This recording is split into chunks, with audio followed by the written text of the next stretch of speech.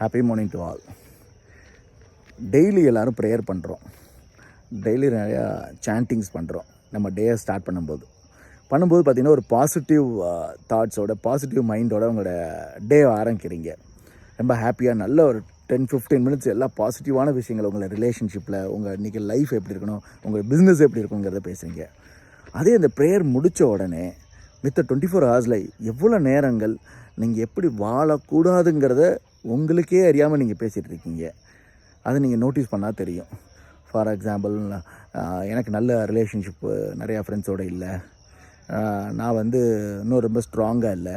So இந்த மாதிரி நிறையா கெட்ட விஷயங்கள் அதாவது உங்களை அறியாமல் நீங்கள் பேசிக்கிட்டு இருக்கீங்க.